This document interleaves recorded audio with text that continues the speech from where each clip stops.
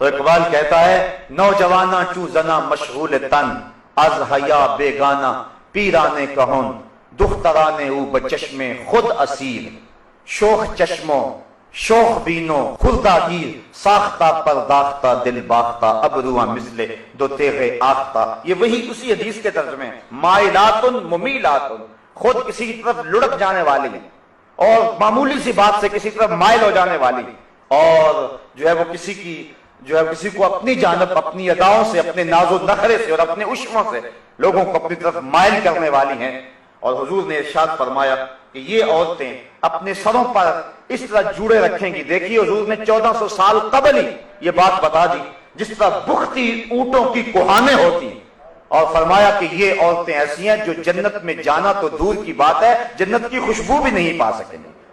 آج اپنے لباس کو ترک کر دیں، آج حیا کی چادر پھاڑ کے پھینک دیں، جو کرنا ہے کر لیں، اس مغرب کے معاشرے کے پیچھے لگ جائیں، لیکن حضور کے اس فرمان کو نظر میں رکھیں کہ قیامت کے دن پھر کتنی رسوائی ہوگی ان عورتوں کی جنہوں نے حیا کی چادر کو اتار کے پھینک دیا. بلکہ آئیے ہم حضور کے دور کو دیکھتے ہیں.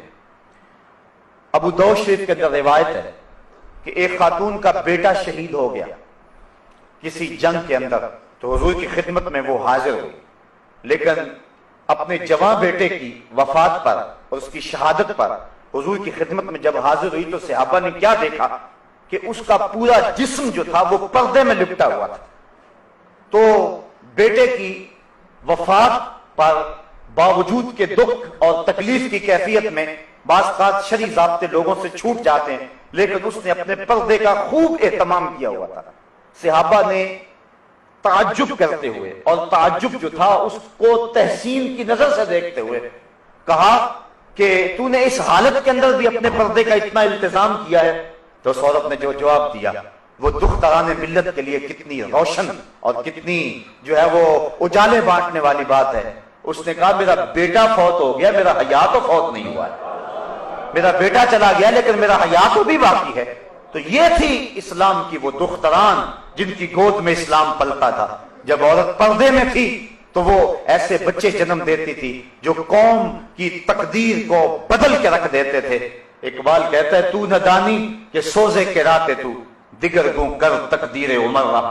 میرے قوم کی بہن تو نہیں جانتی کہ تو بہن ہو کے قرآن پڑھے تو عمر کی تقدیر بدلتی ہے، اور تو ماں ہو کے قرآن پڑھے تو بیٹا نیزے کی نوک پہ بھی قرآن سناتا ہے. آج اگر عورت سمٹ جائے تو معاشرہ پھیل جائے گا. میری بہن، میری بیٹی، تو نگار خانے کی زینت نہیں ہے، تو گھر کی آبرو ہے. تو مغرب کی ٹینوں نہیں ہے، تو مشرق کی بیٹی ہے. تو محافل کا حسن نہیں ہے بلکہ تو چراغے خانہ ہے. تیرے دم سے کائنات کے اندر حسن ہے. مکالمات افلاطون نہ لکھ سکی لیکن اسی کے شعلہ سے ٹوٹا شرار افلاطون. اسی عورت کی گود کے اندر اسلام پلتا تھا. جب مائیں ام الخیر جیسی تھی تو بیٹے غوث اعظم جیسے جنم لیتے تھے.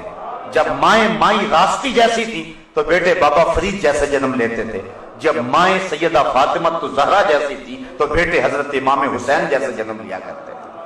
جب ماں قرآن کھول کے تلاوت کرتی تھی اور بیٹے کو لوئیاں دیا کرتی تھی تو بیٹے وقت کے بایزید ہوا کرتے تھے.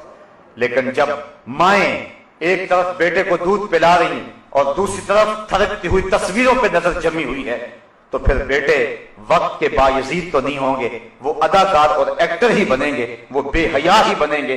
حیا کا مادہ ان کی آنکھ میں نہیں ہوگا. تو اللہ تعالیٰ جل شانہ نے خاص طور پہ ارشاد فرمایا اور عورتوں کو کہا کہ وہ اپنی نظر کو نیچا رکھیں وَيَحْفَظْنَ فُرُوجَهُنَّ، اور اپنی پارسائی کی حفاظت کریں.